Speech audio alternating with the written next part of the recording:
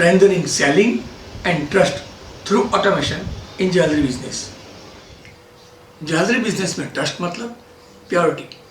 हमारे प्रोडक्ट में, मेटल में, सर्विस में और बिजनेस के तौर तरीकों में जितनी प्योरिटी रखेंगे इतना ट्रस्ट कस्टमर का हमारे पर पड़ता है।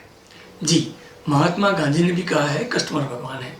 मतलब भगवान के सामने हम हमेशा सच्चाई से पेश आते हैं।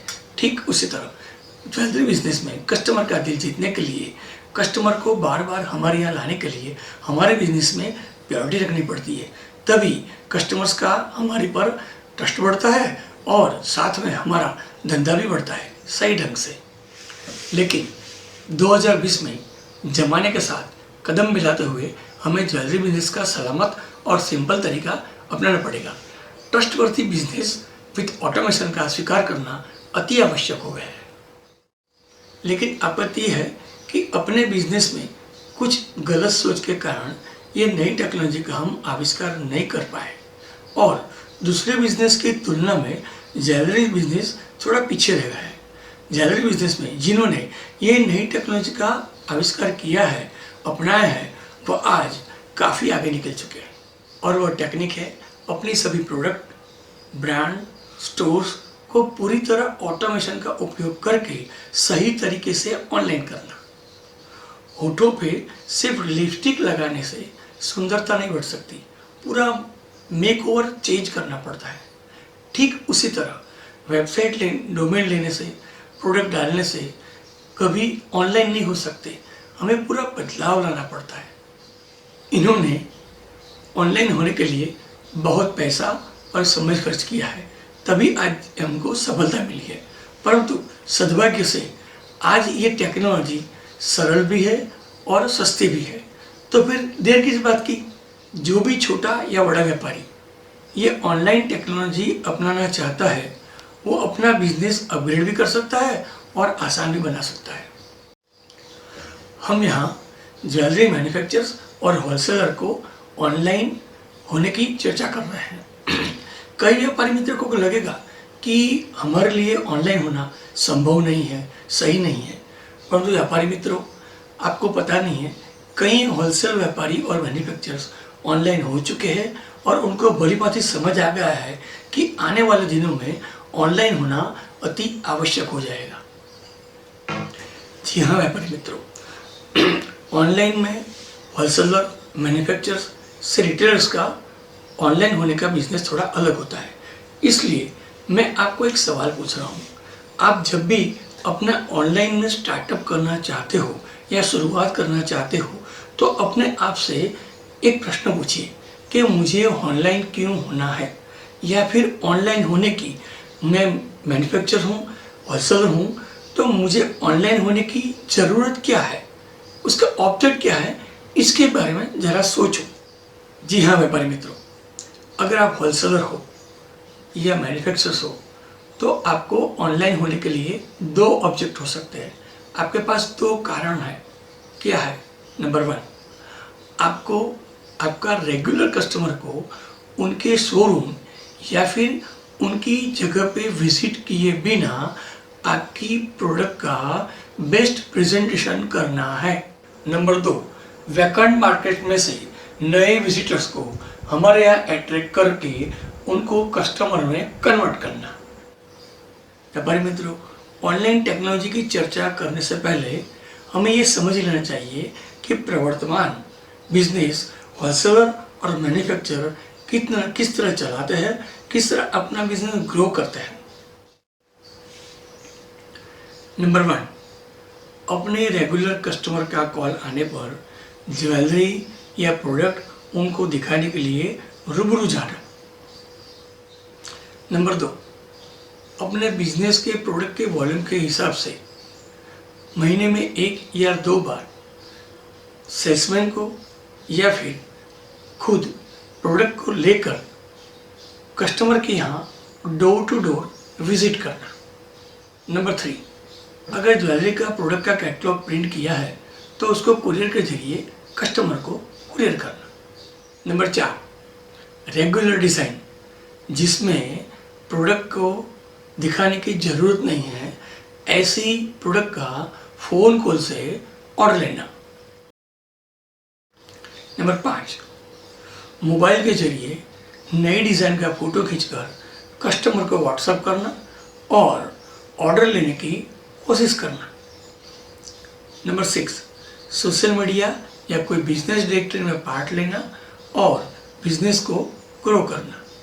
नंबर 7, ज्वेलरी एग्जीबिशन में पार्ट लेना और नए कस्टमर को इनवाइट करना और डेटा कलेक्ट करके फॉलोअप करना। इसके अलावा और भी छोटी छोटी एक्टिविटीज़ मैन्युफैक्चरर्स और होलसेलर्स अपने बिजनेस को ग्रो करने के लिए करते हैं। प्रवर्तमान बिजनेस के पॉइंट नंबर 1 और 2 में हमने देखा कि होलसेलर्स और मैन्युफैक्चरर्स या उनके सेल्समैन प्रोडक्ट को दिखाने के लिए कस्टमर के पास जाते हैं, क्योंकि कस्टमर्स का आग्रह रहता है कि प्रोडक्ट को हमें रूबरू देखनी है और यही विशेष इसकी व्यवस्था है होलसेलर की और मैन्युफैक्चरर्स की।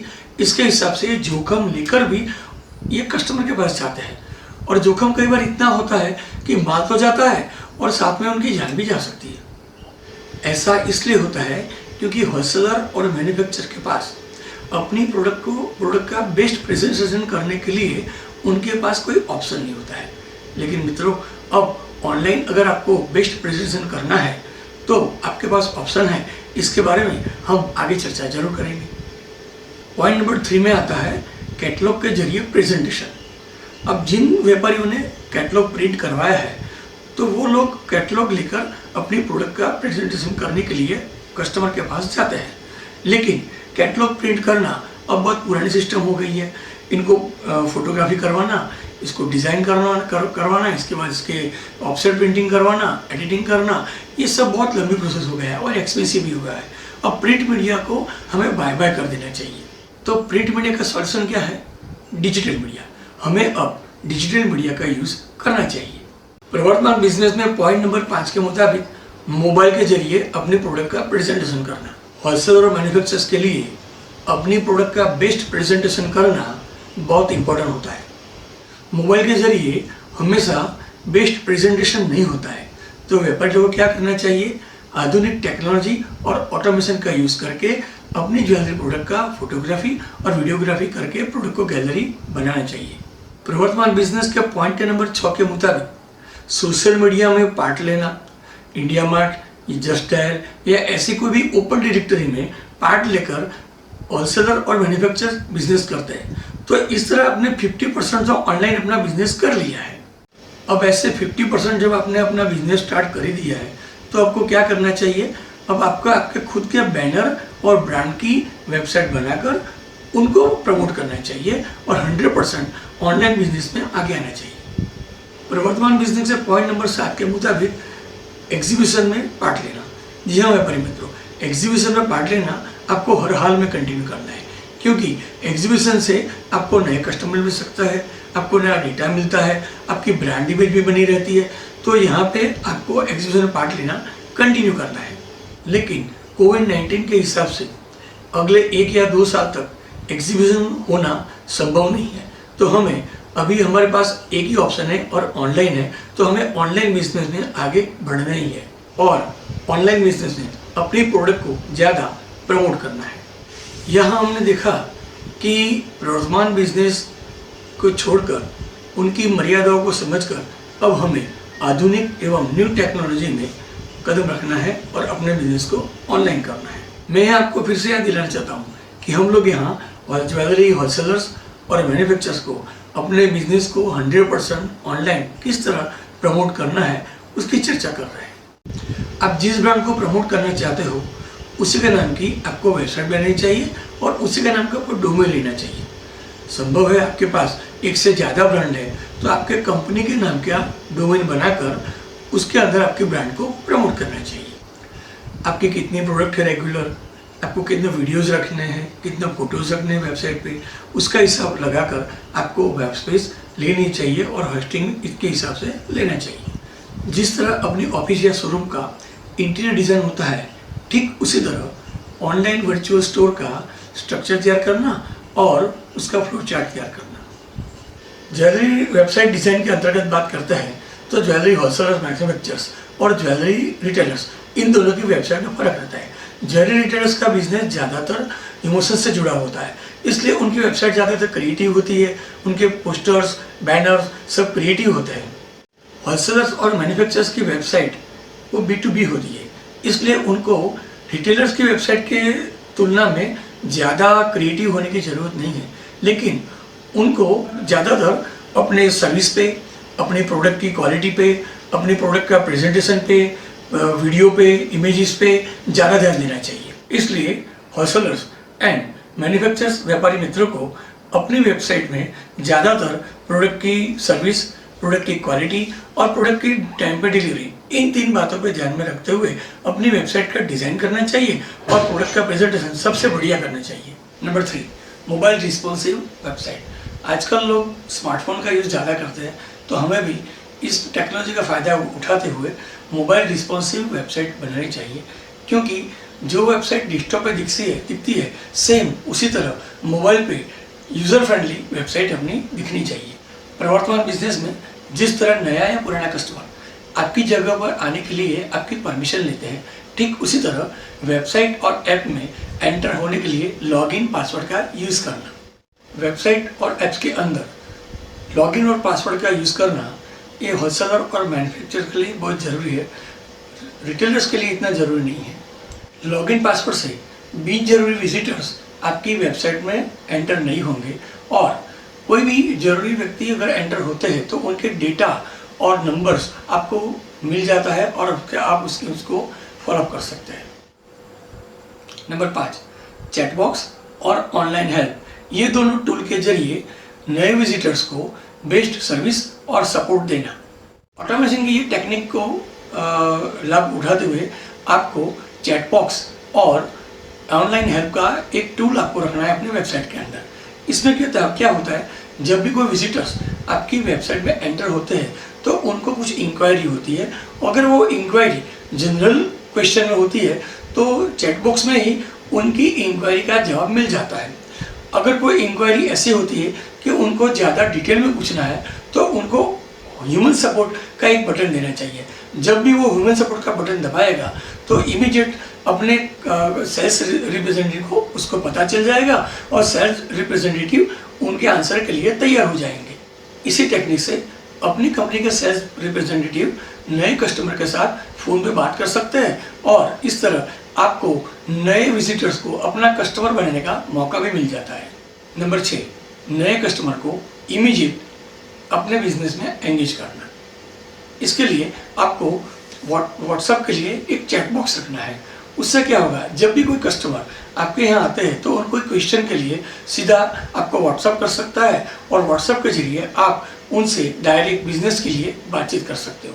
नंबर 7, जिस तरह आप अपने शोरूम या अपने ऑफिस में ज्वेलरी प्रोडक्ट का अरेंजमेंट करते हो, फर्नीचर को सेट करते हो, ठीक उसी तरह आप अपनी वेबसाइट को आप खुद मैनेज भी कर सकते हो। जी हाँ, इस टेक्निक का नाम है डायनामिक वेबसाइट डिज़ाइन।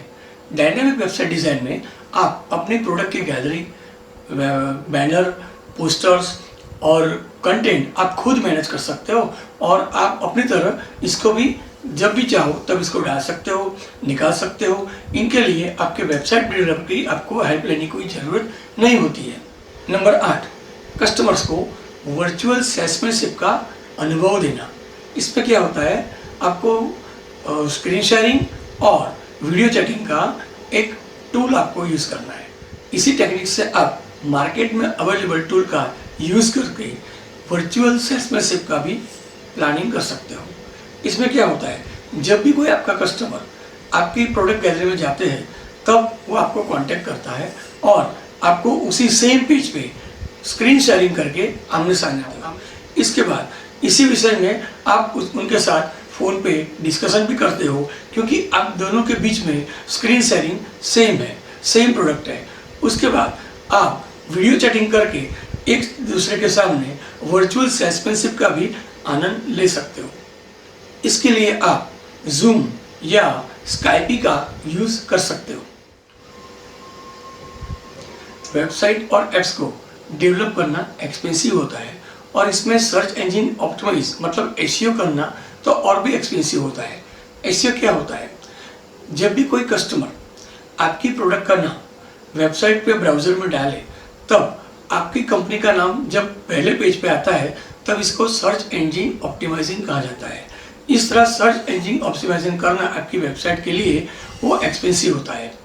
दूसरी बात क्या है कि एसईओ एक निरंतर प्रक्रिया है, क्योंकि जब भी आपका एक बार एसईओ होता है तब 2-3 महीने के बाद उसको एनालिसिस किया जाता है, गलतियां कुछ सुधारी जाती है, तब दूसरी बार एसईओ करना पड़ता है। इस तरह 3-4 महीने में और 3-4 महीने में बार बार इसको एसईओ करना पड़ता है। इस तरह एसईओ एक्सपेंसिव है और निरंतर प्रक्रिया है।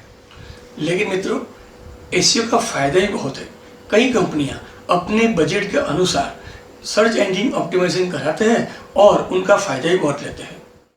हाँ व्यापारी मित्रों, यहाँ मैं आपको इनएक्सपेंसिव मतलब कम खर्च में एसईओ भी करना और अपने वेबसाइट या ऐप का डेवलपमेंट करना, उनका भी एक रास्ता दिखाता हूँ। इसके लिए आपको डायनामिक वेबसाइट के पैकेज पर डील करना चाहिए। डायनामिक वेबसाइट का पैकेज डील मतलब क्या होता है? कई वेबसाइट डेवलपर के पास 200, 300, 400 इतने वेबसाइट का डायनामिक वेबसाइट का स्ट्रक्चर होता है। आपको क्या करना है, उन्हीं में से एक को चुनकर आपकी वेबसाइट और आपकी प्रोडक्ट गैलरी, बैनर्स, सब कुछ इसके अंदर आपको मैनेज करना है और वेबसाइट को डेवलप करना है। इसके लिए आपको जब भी आप स्ट्रक्चर का डिज़ाइन डिसाइड करो तो उसके साथ आपको कितना होस्टिंग स्पेस चाहिए वो डिसाइड करना होता है। साथ में आपको एसईओ के टूल, डिजिटल मार्केटिंग टूल और ईमेल मार्केटिंग टूल भी आप यूज़ कर सकते हो। यहाँ आपको सिर्फ रेडीमेड स्ट्रक्चर का यूज़ करना है, वो आपके लिए किफ़ायती और फ़ायदेमंद भी रहता है। गूगल रैंकिंग का और एक अच्छा तरीका, इसमें क्या करना है, आपकी वेबसाइट तो है, खुद की वेबसाइट है, आपका ऐप भी है, तो आपको आपकी वेबसाइट का नाम कोई एक ओपन डायरेक्टरी के साथ जुड़ना है। जैसे जस्ट डायल है, इंडिया मार्ट है और ज्वेलरी के बिजनेस में कोई अच्छा बिजनेस पोर्टल है, तो उनमें पार्ट लेकर आपको आपका नाम उनके साथ जोड़ना है। तो ऐसा हमें क्यों करना है और उसका फ़ायदा क्या है, ये मैं आपको बताता हूँ। उसमें क्या होता है, ये जो जस्ट डायल होती है, इंडिया मार्ट होते हैं या फिर अपने ज्वेलरी बिजनेस के जो बड़े पोर्टल होते हैं, वो लोग अपनी वेबसाइट को गूगल में आगे लाने के लिए सर्च इंजन करवाते हैं और लेटेस्ट टेक्नोलॉजी का यूज़ भी करता है। तो हमें क्या होता है, हम जब उसमें पार्ट लेते हैं तो हमें भी उसका फ़ायदा मिल जाता है और ऑटोमेटिकली हमारे प्रोडक्ट से हमारा नाम भी वेबसाइट के रैंकिंग में आगे आता है। वेबसाइट और ऐप्स का ऑनलाइन मार्केटिंग करना, हमने देखा कि वेबसाइट और ऐप्स हम बनाते हैं, उनके लिए हमारे पास 2 ऑब्जेक्ट होते हैं। नंबर 1, अपने पुराने कस्टमर को अपनी प्रोडक्ट गैलरी के जरिए अच्छी तरह से अपने प्रोडक्ट का प्रेजेंटेशन देना। नंबर 2, वैकेंट मार्केट में से नए विजिटर्स को हमारे यहाँ अट्रैक्ट करके उनको कस्टमर में कन्वर्ट करना।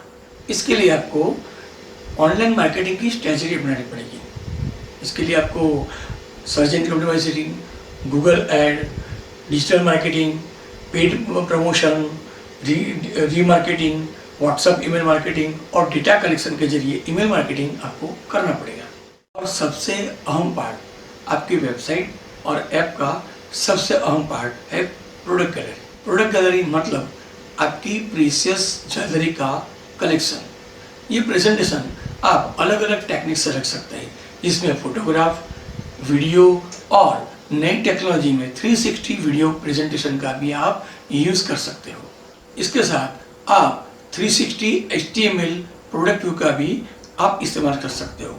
360 HTML ज्वेलरी व्यू में क्या होता है, आपका यूज़र वेबसाइट और ऐप के जरिए अपनी माउस या फिंगर से प्रोडक्ट को लेफ्ट और राइट अपने कंट्रोल से घुमा पाएगा और इसको जूम करके उसकी क्वालिटी भी देख पाएगा। आपकी वेबसाइट का संपूर्ण दिखावा आपकी प्रोडक्ट गैलरी का बेस्ट प्रेजेंटेशन पर निर्भर है। जैसे हर एक इमेज साफ सुथरी होनी चाहिए, वाइट बैकग्राउंड या ब्लैक बैकग्राउंड में होनी चाहिए। हर एक इमेज के अंदर जो भी प्रोडक्ट की इंफॉर्मेशन है वो इमेज के अंदर ही शेयर करना चाहिए, मतलब रेडी टू रीड होनी चाहिए। अगर आपने अपनी प्रोडक्ट गैलरी नई टेक्निक से सजाई हुई होगी तो आपकी वेबसाइट 100% 1 नंबर पर रहेगी, ये मेरी गारंटी है। विजिटर जब आपकी वेबसाइट में एंटर होते हैं तो सीधे प्रोडक्ट गैलरी में जाएंगे। वहाँ पे अगर वो उनको तसल्ली नहीं मिलती है तो वो सीधे बाहर निकल जाते हैं और उससे आपका बाउंसिंग रेट बढ़ जाएगा, जो वेबसाइट बनाने का खर्चा बेकार जाता है। मैं यहाँ आपको ये बताना चाहता हूँ कि आपकी प्रोडक्ट की गैलरी कैसे होनी चाहिए, प्रोडक्ट की इमेज कैसी होनी चाहिए।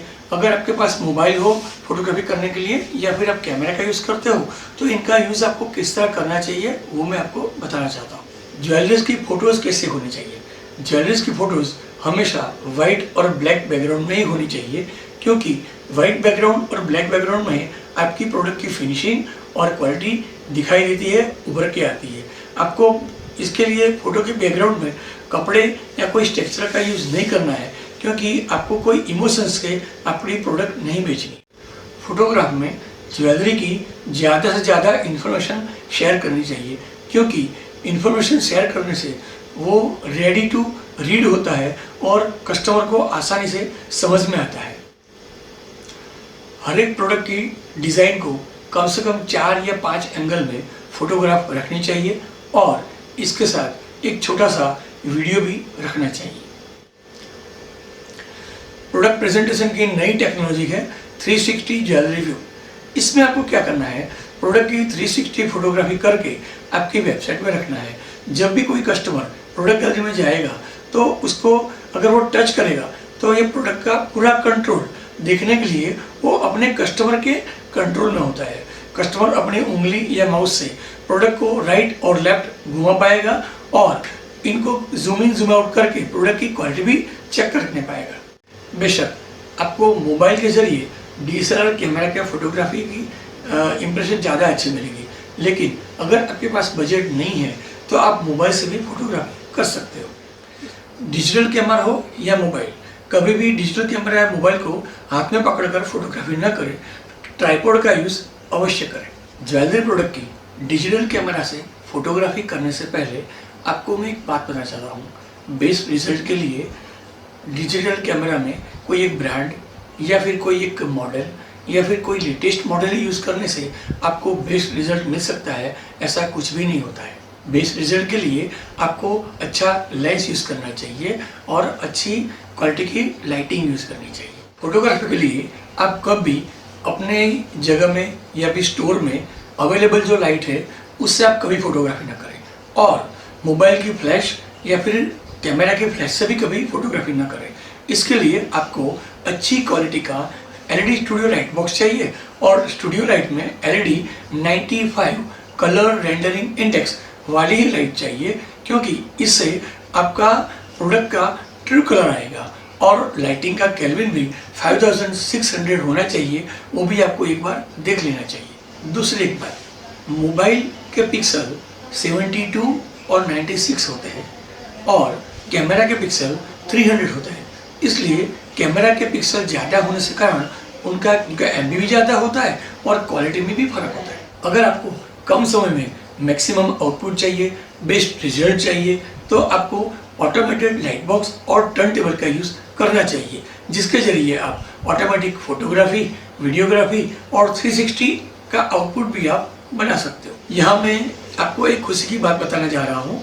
हमारी कंपनी रॉटोकूलर ने इसका आसान तरीका ढूंढ निकाला है, जिसके जरिए आप या आपका स्टाफ, कोई भी अनस्किल्ड पर्सन आपके कैमरे से और हमारे इक्विपमेंट और सॉफ्टवेयर के जरिए आसानी से फोटो भी कर पाएंगे, वीडियोग्राफी कर पाएंगे और इसको एडिट करके आप 360 व्यू HTML भी कर पाएंगे।